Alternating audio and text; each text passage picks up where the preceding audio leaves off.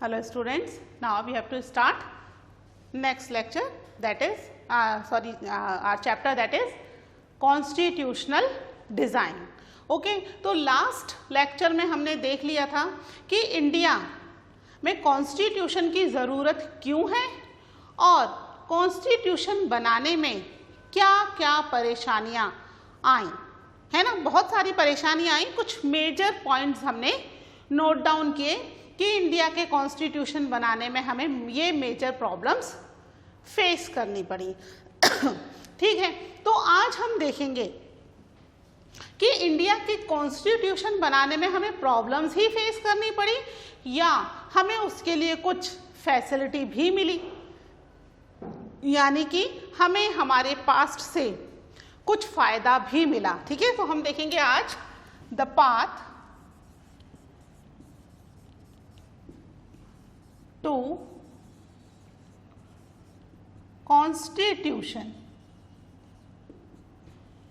ठीक है, कि कॉन्स्टिट्यूशन बनाने के हमें क्या रास्ते दिखाए गए, है ना। इंडिया में कॉन्स्टिट्यूशन बनाना डिफिकल्ट था, वी ऑलरेडी डिस्कस। बहुत बड़ी कंट्री थी, डाइवर्स कंट्री थी, पार्टीशन हो चुका था यहाँ पे, है ना। राजाओं को फ्री छोड़ दिया गया to take the decision about their provinces. Okay, इसके अलावा जो कॉन्स्टिट्यूशन मेकर्स थे वो भी थोड़े घबराए हुए थे, पहली बार कॉन्स्टिट्यूशन बना रहे थे। एज सच वो कॉन्स्टिट्यूशन बनाने के हैबिचुअल तो थे नहीं कि भी बार बार कॉन्स्टिट्यूशन बना रहे हैं तो they know everything, they don't know anything, कुछ भी नहीं पता था, है ना। फर्स्ट टाइम ऐसा हो रहा था। तो यहाँ पर कॉन्स्टिट्यूशन बनाना शुरू तो हुआ, लेकिन इस कॉन्स्टिट्यूशन बनाने के लिए जो कुछ बेसिक वैल्यूज होनी चाहिए, क्या बेसिक वैल्यूज ली जाएं, इट वाज ऑलरेडी डिसाइडेड। ठीक है, कॉन्स्टिट्यूशन बनाने से मतलब इंडिया इंडिपेंडेंट होने से पहले ही हमारे जो फ्रीडम फाइटर स्ट्रगलर थे, है ना, फ्रीडम फाइटर्स थे, दे नो कि भाई इंडिया आज नहीं तो कल इंडिपेंडेंट हो ही जाएगा और इंडिपेंडेंट होने के बाद एक किस तरीके की कंट्री हमें चाहिए, ये ऑलरेडी वो अपने माइंड में सेट कर रहे थे कि हम क्या क्या फैसिलिटीज रखेंगे फॉर आवर सिटीजन्स और किस तरीके की एक कंट्री बनाएंगे जिससे कि कंट्री एक स्मूथ रनिंग कंट्री हो, कोई प्रॉब्लम फेस ना करनी पड़े, है ना। तो ये ऑलरेडी उनके दिमाग में चल रहा था बिफोर इंडिपेंडेंस। आपको याद होगा कि एक जो 1930 में 26 जनवरी 1930 इस दिन हमारे फ्रीडम स्ट्रगलर्स ने इंडिपेंडेंस डे भी सेलिब्रेट कर लिया था। 1930 में तो हम इंडिपेंडेंट ही नहीं हुए, है ना, उसके 17 ईयर्स बाद 1947 में हम इंडिपेंडेंट हुए, बट उन्होंने तभी फ्रीडम फाइटिंग के टाइम ही अपना इंडिपेंडेंस डे सेलिब्रेट कर लिया कि हम इंडिपेंडेंट हो गए। मीन्स उन्हें स्ट्रॉन्ग फीलिंग आ रही थी कि अब हम जल्दी ही इंडिपेंडेंट हो जाएंगे और उसके अकॉर्डिंगली उन्होंने तैयारियां भी शुरू कर दी थी कि किस तरीके से वो इंडिया को सेट करेंगे, किस तरीके की इंडिया होगी। ठीक है, तो इसके लिए सबसे पहली जो हमारे कॉन्स्टिट्यूशन मेकर्स को हेल्प मिली वो मिली 1928 में, इन 1928। ठीक है, इंडिपेंडेंस से बहुत टाइम पहले ही हमारे जो इंडिपेंडेंट स्ट्रगलर थे मिस्टर मोतीलाल नेहरू, मोतीलाल नेहरू, ठीक है, जवाहरलाल नेहरू जी के फादर, है ना, और 8 other leaders, Motilal Nehru and 8 other leaders. ठीक है, इन्होंने कॉन्स्टिट्यूशन बनाना शुरू कर दिया था। ऐसा प्रॉपर कॉन्स्टिट्यूशन नहीं, बट कॉन्स्टिट्यूशन में क्या बेसिक गाइडलाइंस होंगी, ठीक है, क्या बेसिक वैल्यूज होंगी, ये सारी वैल्यूज उन्होंने डिसाइड करनी शुरू कर दी थी। ठीक है, तो इन 1928 Motilal Nehru and 8 other leaders drafted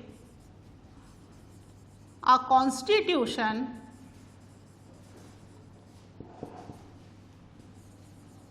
for India। ठीक है, अभी इंडिया इंडिपेंडेंट नहीं हुआ है, लेकिन उससे पहले ही ये तैयारी चल रही थी, है ना। तो उन्होंने 1928 में ही एक कॉन्स्टिट्यूशन का ड्राफ्ट तैयार कर दिया कि जब इंडिया इंडिपेंडेंट होगा तो किस तरीके से ये लिबर्टी, फ्रेटर्निटी, इक्वालिटी, इन बेसिक वैल्यूज को अडॉप्ट करेगा। ठीक है, इसके अलावा इन 1931, ठीक है, टाइम टू टाइम हमारे जो स्ट्रगलर्स थे वो एक सेशन करते रहते थे अलग अलग जगहों पर, है ना, फ्यूचर प्लानिंग के लिए कि फ्यूचर में आगे क्या प्लानिंग करनी है, किस तरीके से ब्रिटिशर्स के साथ टक्कर लेनी है और किस तरीके से इंडिया को और डेवलप करके आगे ले जाना है। ठीक है, तो 1931 में एक कराची सेशन हुआ। ठीक है, नाउ तो Karachi is in the Pakistan. ठीक है, Karachi presently it is the part of Pakistan, पर तब ये इंडिया का ही पार्ट होता था। तो 1931 में कराची सेशन के अंदर दे डिसाइडेड, क्या डिसाइड किया, that how the constitution of independent India look like। ठीक है, कॉन्स्टिट्यूशन बेसिकली क्यों कॉन्स्टिट्यूशन, कि भाई कॉन्स्टिट्यूशन में ही तो लॉज रहेंगे कि इंडिया कैसा होगा। तो ये कराची सेशन में उन्होंने डिसाइड कर लिया कि हमें एक इंडिपेंडेंट इंडिया के लिए कॉन्स्टिट्यूशन बनाना है और इस कॉन्स्टिट्यूशन में क्या क्या लिया जाएगा। ठीक है, that is already they decided in 1931, और मैंने आपको बताया 1930 में उन्होंने इंडिपेंडेंट डे भी सेलिब्रेट कर लिया था। ठीक है, यानी कि अब वो इंडिया के इंडिपेंडेंट होने का बेसब्री से इंतजार कर रहे हैं। उन्हें चाहिए कि इंडिया तुरंत ही इंडिपेंडेंट हो जाए और एक इंडिपेंडेंट इंडिया में किस तरीके से कंट्री को रन करना है, ये सारी तैयारी उनके दिमाग में चल रही है। ठीक है, और अभी तो क्या है, यहाँ पर ब्रिटिशर्स रूल ही है। ठीक है, तो ब्रिटिशर्स रूल में ही ब्रिटिशर्स ने इंडिया में इलेक्शंस भी करवाए। इंडिया के जितने भी प्रोविंशियल एरियाज थे, स्टेट्स बनाए हुए थे, उन्होंने अपनी कन्वीनियंट के अकॉर्डिंगली वहाँ पर उन्होंने इलेक्शन करवाए और उन इलेक्शंस में इंडियंस को भी पार्टिसिपेट करने का पूरा मौका मिला। यानी इंडियन लीडर्स को भी कुछ सीट्स पर पार्टिसिपेट करने का मौका दिया गया, और ये जो मौका था, ये मौका इंडियन लीडर्स ने नहीं छोड़ा। उन्होंने बाकायदा पार्टिसिपेट किया। उन्हें पता था इंडिया तो इंडिपेंडेंट होगा, लेकिन इलेक्शन कैसे होते हैं हमें क्या पता। अभी तक तो हम क्या थे, मोनार्क रूल में थे, हेरिडेटरी किंग था राजा, राजा के बाद उसका बेटा, कोई इलेक्शन होने की जरूरत ही नहीं है ना। हो रहे थे क्या इलेक्शन? नहीं हो रहे थे। तो हमें एक्सपीरियंस करने के लिए कि भाई इलेक्शंस कैसे होते हैं, किस तरीके से कंट्री को कॉन्स्टिट्यूएंसीज में बांटा जाएगा, है ना, किस तरीके से हर जगह से कैंडिडेट्स नॉमिनेट होंगे, वोटर्स आएंगे, वोटर लिस्ट बनानी होगी उसके लिए, ये सारी चीज़ों से हम बिल्कुल भी अननोन थे, हमें नहीं पता था कुछ भी। तो यहाँ पर वो जो इलेक्शन हुए 1937 में, उसमें हमारे जो इतने भी लीडर्स थे बहुत अच्छे से उन्होंने पार्टिसिपेट किया। पार्टिसिपेट इसलिए नहीं कि वो यहाँ पर ब्रिटिश रूल के अंदर काम करने के लिए चाहते थे कि भी ब्रिटिश रूल चलता रहे वो काम करें, no, they were participated because of they wanted to get the experience। क्योंकि इंडिया इंडिपेंडेंट होगी तो हम इलेक्शन कैसे करवाएंगे, तो एटलीस्ट एक एक्सपीरियंस मिला उन्हें कि किस तरीके से इलेक्शंस करवाए जाते हैं। ठीक है, तो इलेक्शंस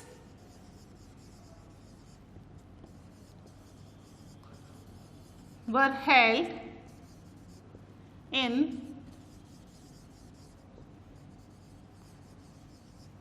provincial states in 1937, ठीक है, 1937 में ही यहाँ पर इलेक्शन हुए which gave experience of election to the leaders। ठीक है, हमें लिबर्टी, फ्रेटर्निटी, इक्वालिटी, ये सारी चीज़ें तो हमें पता चल गई थी। फ्रेंच रेवोल्यूशन से we were very much impressed, है ना, तो हमें काफ़ी चीज़ें उससे पता चल गई थी। पर प्रैक्टिकल इलेक्शंस कैसे होंगे, इसका एक्सपीरियंस उन्होंने करवाया 1937 में होने वाले इलेक्शंस में, जिसमें बाकायदा प्रोविंशियल स्टेट्स को कॉन्स्टिट्यूएंसीज में डिवाइड करके वहाँ पर इलेक्शंस करवाए गए। इसके अलावा कॉन्स्टिट्यूशन मेकर्स, या हम कह सकते हैं हमारे लीडर्स, है ना, कॉन्स्टिट्यूशन का तो बाद में इलेक्शन हुआ, इंडिपेंडेंस से पहले ही गवर्नमेंट ऑफ इंडिया एक्ट आया 1931 में, उसके कुछ रूल्स रेगुलेशन, उसमें कई सारे इंस्टीट्यूशंस बनाए गए इंडिया में, म्यूनिसिपैलिटीज़ बनाई गई, है ना, नगर निगम वगैरह बनाए गए, किस तरीके से सैनिटेशन फैसिलिटी होगी, काम कैसे होगा, ये सारी चीज़ें उसमें बनाई गई। तो ये जो चीज़ें हैं इंडियन एक्ट ऑफ 1930 की हमने एज इट इज़ एक्सेप्ट कर ली। क्यों एक्सेप्ट कर ली? क्योंकि वो प्रॉपरली रनिंग थी।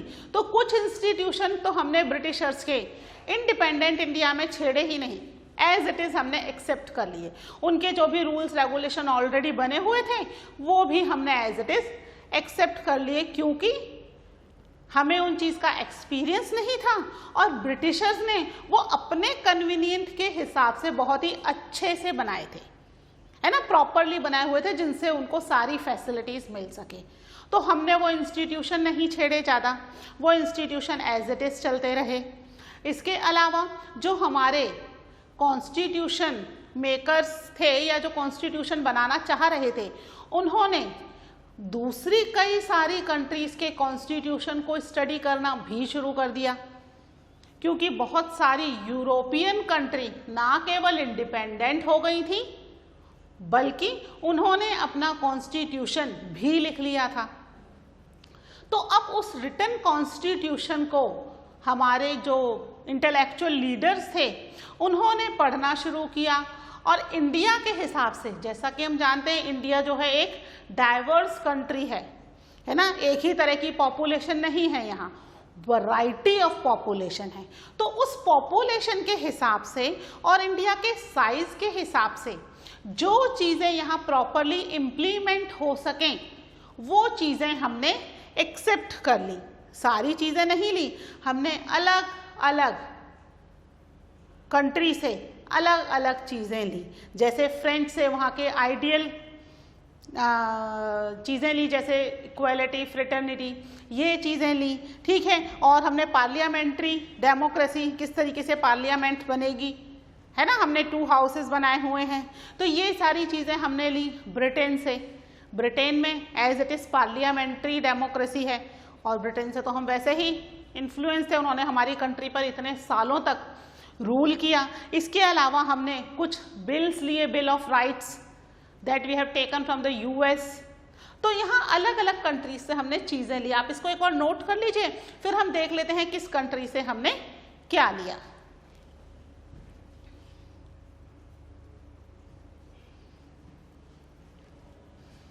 ठीक है, इसको रब कर दूं।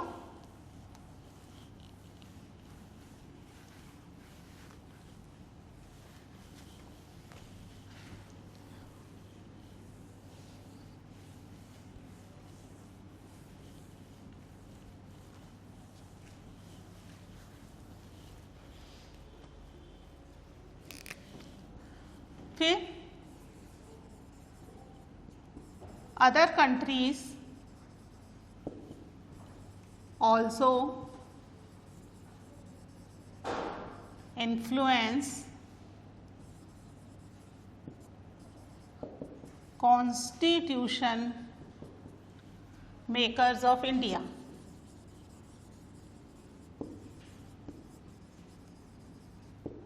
ठीक है, क्या क्या थी वो चीज़ें, हाँ, जैसे कि हमने लिए आइडियल्स। फ्रेंच रेवोल्यूशन से तो हमने देखा ही था कि राजा राम मोहन राय, टीपू सुल्तान, दैरोजियो किस तरीके से बहुत ज़्यादा इन्फ्लुएंस थे। Ideals from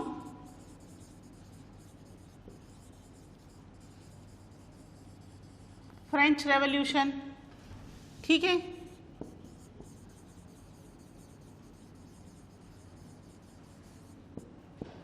parliamentary system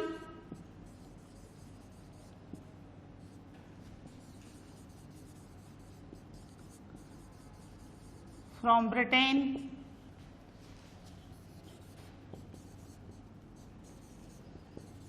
bill of rights कहाँ से लिया? फ्रॉम यूएस, सोशलिस्ट आइडियाज ये कहाँ से लिए हमने? फ्रॉम रशिया, है ना। अलग अलग कंट्री से जो चीजें हमारी कंट्री के हिसाब से सुटेबल थी वो चीजें हमने एक्सेप्ट की। जैसे सोशलिस्ट आइडियाज हमने एक्सेप्ट किया फ्रॉम द रशिया। रशिया पूरी तरीके से सोशलिस्ट कंट्री है, हमने सोशलिज्म को पार्शली लिया है, फुली नहीं लिया। फुली हमारे यहाँ पर प्राइवेटाइजेशन भी है और सोशलिज्म भी है, दोनों चीजें हैं। हमने इसको कुछ हद तक कंट्री में एप्लीकेबल किया है, जबकि रशिया में क्या है, ये 100% एप्लीकेबल है ना। तो सोशलिज्म को हमने एक्सेप्ट किया है अकॉर्डिंग टू आवर कंट्री। तो हमने जो भी चीजें ली हैं वो चीजें हमने अपनी कंट्री के हिसाब से एप्लीकेबल की हैं। ऐसा नहीं है कि नकल की है तो नकल में हमने अकल यूज नहीं की, अकल पूरी यूज की है। अपनी कंट्री के हिसाब से चीजों को चेंज भी किया है, ठीक है। एज इट इज पूरी चीजें एक्सेप्ट नहीं की हैं। ओके, यही रीजन है कि इंडिया के इंडिपेंडेंस के इतने साल हो गए। 1950 में इंडिया का कॉन्स्टिट्यूशन इम्प्लीमेंट हो चुका था, है आपको पता है ये बात। तो 26 जनवरी 1950 को ये जो है इफेक्ट में आ गया। उसके बावजूद इतने साल हो गए, 70 ईयर्स, हमारी कंट्री के कॉन्स्टिट्यूशन में कुछ चेंजेस ही हो रहे हैं, अमेंडमेंट ही हो रहे हैं। जबकि हमारी कंट्री के बाद में बनने वाले कॉन्स्टिट्यूशन, बहुत सारी कंट्रीज के कॉन्स्टिट्यूशन इंडिया के बाद बने और वो पूरे तरीके से चेंज हो चुके हैं। या तो उन्हें अपनी कंट्री के लिए पूरा कॉन्स्टिट्यूशन दोबारा लिखना पड़ गया, या उसमें इतने सारे चेंजेस हो गए कि कॉन्स्टिट्यूशन की जो ओरिजिनल वैल्यूज थी वो ही खत्म हो गई। जबकि हमारे कॉन्स्टिट्यूशन की जो ओरिजिनल वैल्यूज हैं, है ना, जो हमने आइडियल्स पहले लिए थे, वो आइडियल्स अभी भी एज इट इज कंट्री के अंदर इम्प्लीमेंटेड हैं, है ना। उन्हें चेंज करने की जरूरत नहीं पड़ रही। क्यों नहीं पड़ रही? Because of these constitution makers. उन्होंने इतनी स्टडी की और उसके बाद कंट्री में चीजों को अकॉर्डिंगली इम्प्लीमेंट किया, एज इट इज पूरा का पूरा इम्प्लीमेंट नहीं कर दिया, है ना। अलग अलग कंट्री से बहुत सारी चीजें एक्सेप्ट की गई और अपना खुद का एक्सपीरियंस, कई सालों तक हम कॉलोनाइजेशन में थे, तो वो हमारा जो एक्सपीरियंस था, वो एक्सपीरियंस को हमने यूज किया कि हम कंट्री का फ्यूचर किस तरीके से सेट करेंगे, है ना। तो वो एक्सपीरियंस भी काम आया to make the constitution. Okay, तो कॉन्स्टिट्यूशन को बनाया गया, ठीक है। इसको नोट डाउन कर लीजिए, फिर हम डिस्कस करते हैं अबाउट द कॉन्स्टिट्यूएंट असेंबली कि किस तरीके से हमारी कॉन्स्टिट्यूएंट असेंबली बनाई गई।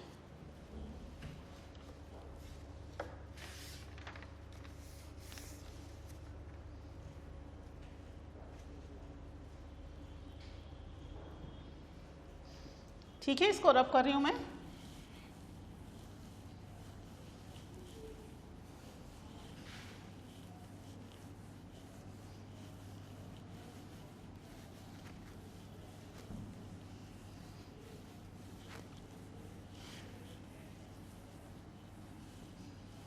तो अब इंडिया का जो कॉन्स्टिट्यूशन बना, उस कॉन्स्टिट्यूशन को बनाने के लिए कॉन्स्टिट्यूशन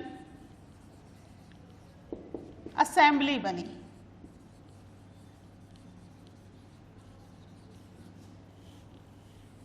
है ना। कॉन्स्टिट्यूशन कौन बनाएगा? कॉन्स्टिट्यूशन बनाने के लिए चूज किए गए कुछ स्पेसिफिक लीडर्स और कुछ इंटेलेक्चुअल पर्सन्स। इसके लिए पूरे इंडिया से, ठीक है, ये जो थी मीटिंग कॉन्स्टिट्यूशन असेंबली की, वो फर्स्ट टाइम हुई इन जुलाई 1946, क्योंकि ब्रिटिशर्स ने ये डिक्लेयर कर दिया था कि वो इंडिया को 1-2 साल में फ्री कर देंगे, वो चले जाएंगे, ठीक है, जितना भी उनका राजपाट बिखरा हुआ है इंडिया में सबको समेटेंगे और 1-2 साल के अंदर, 2 साल के अंदर मैक्सिमम इंडिया को छोड़कर चले जाएंगे। तो अब जो हमारे लीडर्स थे वो ऑलरेडी इंडिया के कॉन्स्टिट्यूशन पर वर्क कर रहे थे, पहले ही बहुत ज़्यादा एक्साइटेड थे फॉर एन इंडिपेंडेंट कंट्री। तो यहाँ पर उन्होंने जुलाई 1946 में इनकी फर्स्ट मीटिंग हुई कॉन्स्टिट्यूएंट असेंबली की और इन्होंने इलेक्शंस किए जुलाई 1946 में। इलेक्शंस वर held for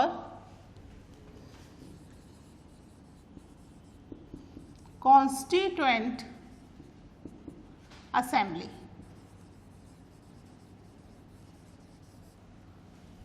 ठीक है, ये यहां पर भी कॉन्स्टिट्यूएंट आ जाएगा बच्चों।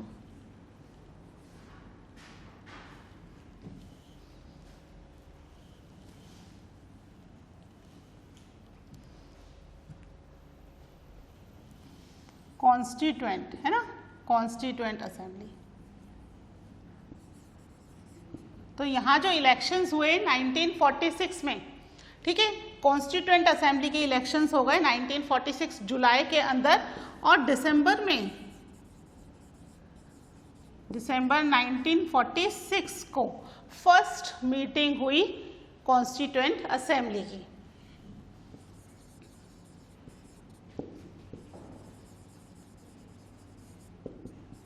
First meeting of constituent assembly, ठीक है। ये जो इलेक्शंस हुए इसमें पूरी कंट्री से इंक्लूडिंग पाकिस्तान 389 मेंबर्स जो थे वो चूज होकर के आए, ठीक है। इसके अंदर सभी तरीके के व्यक्तियों को इंक्लूड किया गया, हर कम्युनिटी, हर कास्ट, हर रिलीजन। जैसा आप जानते हो India is a huge and diverse country, कहीं कोई एक पर्टिकुलर कम्युनिटी या लिंग्विस्टिक ग्रुप छूट ना जाए, इसलिए पूरी कंट्री में से 389 मेंबर्स को चूज किया गया, ठीक है।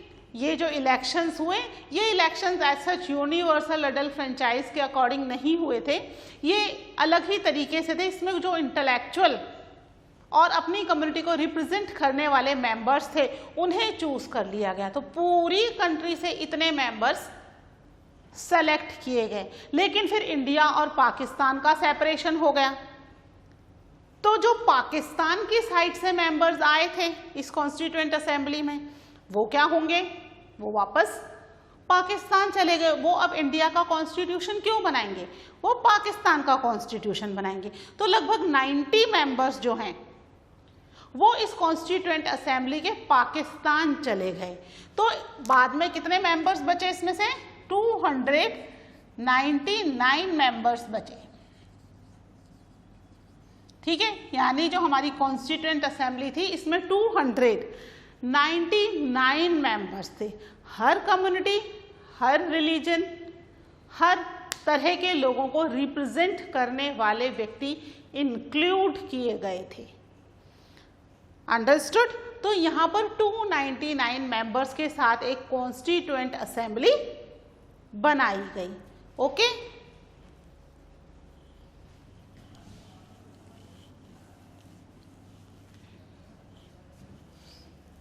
ठीक है, कितने मेंबर्स थे?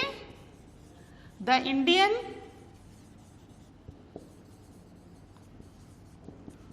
Constituent assembly had 299 members. ठीक है, पता चल गया ना क्यों है? कभी आ जाए कि भाई 389 थे, तो 389 थे, but Pakistan was also included, है ना। पाकिस्तान की जो प्रोविंसेस थे, जो एरियाज थे, वो इंक्लूडेड थे, तब 389 थे। जब पाकिस्तान के एरियाज को एक्सक्लूड कर दिया गया, तब कितने बचे? केवल 299 मेंबर्स ही बचे। तो this was the final constituent assembly of India, है ना। और यहां पर doctor Rajendra Prasad was the chairman of this constituent assembly. ठीक है, डॉक्टर राजेंद्र प्रसाद को इस कॉन्स्टिट्यूएंट असेंबली का चेयरमैन बना दिया गया और उसके बाद कॉन्स्टिट्यूशन बनाने की प्रोसेस शुरू हुई। ठीक है, तो इस तरीके से हमारी कॉन्स्टिट्यूएंट असेंबली बन गई with the total member of 299 members. Okay, तो आप इसको नोट डाउन कर लीजिए। इसके बाद इसकी पूरी प्रोसेस हम देखेंगे इन द नेक्स्ट लेक्चर के किस तरीके से कॉन्स्टिट्यूएंट असेंबली ने अपना काम किया to make a proper constitution, जिससे कि कंट्री प्रॉपरली रन हो रही है आज तक। अभी तक भी हमारे कॉन्स्टिट्यूशन में बहुत मेजर अमेंडमेंट नहीं हुए, छोटे मोटे अमेंडमेंट टाइम टू टाइम करने ज़रूरी होते हैं क्योंकि समय के साथ चीज़ें चेंज होती रहती हैं, बट स्टिल हमारा जो पुराना कॉन्स्टिट्यूशन है 70 ईयर्स पहले वाला, वही कॉन्स्टिट्यूशन कंटिन्यू हम फॉलो कर रहे हैं। ओके, तो आप इसको ध्यान से एक बार रीड भी कर लीजिएगा बुक में से। मिलते हैं in the next lecture. Till then take care, bye.